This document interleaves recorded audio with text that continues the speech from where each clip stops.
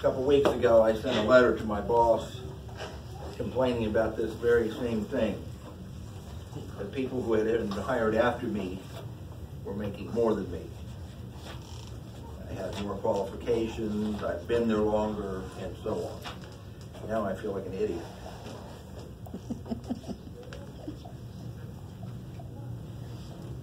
The story is talking about money on the surface, but that's really not the message. It's a little odd, though. There's a little story that might help you with the first reading. In Isaiah, he says, "Yes, the heavens are as high above the earth as my ways are above your ways. My thoughts are above your thoughts." Think about this. There was a man who had lost his keys, and he was looking for them under a street lamp. And the neighbor saw him, and the neighbor said, "What are you looking for?" And he told him, and he began to help him look for them, but he couldn't find it. And the neighbor said, "Well, where did you lose them?" He said, "About 50 yards down the road." He said, "If you lost them 50 yards down the road, why are you looking into the street lamp?" He said, "Because the light is better here." God's ways are not our ways. His methods are not our methods.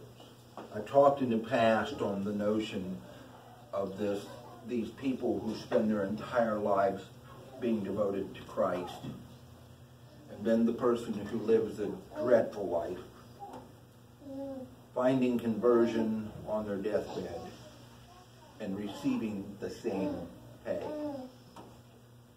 And we get a little resentful of it. Well, that resentfulness can probably cost us a great deal. Let me relate another story that might focus that a little bit about how we're going about this the wrong way. Those of us who have devoted our lives to following Christ and doing the best we can day in and day out to do that. There was a construction company, and they had an engineer as part of their staff. And the engineer was getting ready to retire after many years of service to this company. And he felt that he hadn't been treated fairly. Well, the owner of the construction company came to him one day and said, "I want you to build a large house. The budget is not relevant. Do what you need to do." Well, the engineer was still holding harboring, shall I say, some resentment about his treatment or his pay or whatever it was that was bugging him. So he began construction of the house with substandard material. He found used stuff, he put it together incorrectly, had a beautiful facade that he knew would collapse within a year or so. Then he retired. He went to the owner and said, "Okay, I'm retiring now." The owner said, "I didn't want to tell you this, but the house that you just constructed, I'm giving to you as my gift to you for your service to me over these years." That is a good story on today's process. Why do we get the short straw all the time? Why do we think that we have been abandoned? And why do we lose sight of our teachings, our faith, and our love? Because we're human. The problem is in that structure of being human, we still have to do what we were called to do, or we become accountable to it. The engineer thought he was going to get back at the owner, and it came back to bite him. A lot of times it does. At work, people talk about each other and so on, and finally it gets back, and all of a sudden you're the one that's in trouble because of your gossip or whatever. You don't feel you got a fair shake. The pay thing is common. I hear this often. heard somebody say it at work the other day, and I didn't quite know how to respond to him because I had just sent a rather protracted letter to the director saying, what the is going on here? I made a bad deal, apparently. But I made that deal. I made the deal to follow Christ. And some days, it ain't going to be no fun. It just isn't. The thing is, what we're supposed to be learning from this lesson is that our focus has to remain on that. If it doesn't, and if we decide that we're going to quit, we only cost ourselves. We don't cost anybody else anything. The engineer did absolutely nothing to this owner because he's stuck with the house now that's substandard. He didn't do anything to punish anybody but himself. And that is what I've often talked about when you harbor ill will towards someone. That person typically doesn't get affected by it. You do. You get affected by it. So it does you absolutely no good to harbor this ill will. The gospel is trying to show us something here much greater than who got paid how much at what time of day. You see, salvation is the same for all who come to Christ. That's the message. Whether you do it now, which you must do now because you know it now, or you do it on your deathbed because that's the moment of your conversion and you live another hour. And then you go to heaven just like the poor slob who's been being a Christian all his life and working hard at it. But here's the thing. Perseverance. Keep going. I want to give you an example. How many of you have watched America's Got Talent? Or followed it this year at least? Yeah. Okay. Right up to the last. These people who are at the end practice relentlessly on their craft. Every day, every week. They do rehearsals for the show itself. They work really, really hard to attain this. What if we did the same thing with our relationship with Christ? It wouldn't be America's Got Talent. It would be America's Got Salvation.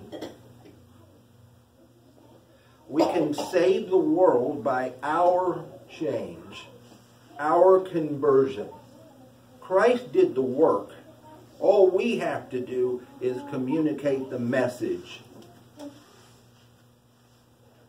I heard a wonderful, I don't even know where I heard it, but somebody was talking about human beings and what their purpose is. It is to bring God into the world. It is to be His arms, His heart, His faith, His love in the world. That's how He keeps Himself here, is through us. If we fail to do that, then God is gone. So as America's Got Talent, and by the way, I was really rooting for Darcy Lynn, an amazing 12-year-old who started her craft at the age of 10. But she loves what she does, and we should love what we are as much. This little girl amazed the world. I hate that show. I hate all reality shows. All of them. I think they're goofy. But I got a glimpse of this girl, and I said, wow. So now I'm hooked until last Wednesday when they finally crowned her. And the thing that went on from that is people kept badgering her with questions and so on. She remained who she is. We must remain who we are, whether we become famous actors, actresses, ventriloquists, whatever we are. We have to remain solid in our faith. And she was asked what she was going to do with her money. She received $1 million and a Broadway, or a headlining act in Vegas. She mentioned buying her mother a dishwasher. And the second thing she mentioned was giving the money to the church. This is a 12-year-old who just won the biggest prize in America as the best talent in America. And that's what she said. She learned her craft, or saw her craft for the first time in her church. A ventriloquist came and performed, and she said, I want to do that. God took her from 10 years old to 12 years old to a Christian witness for the entire country.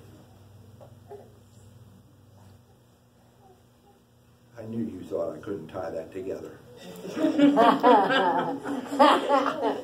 Actually, the last part, I just remembered the interview because I saw it yesterday, and they asked her what she was going to do with the money. And I don't know how I'd have answered that question, especially at 12.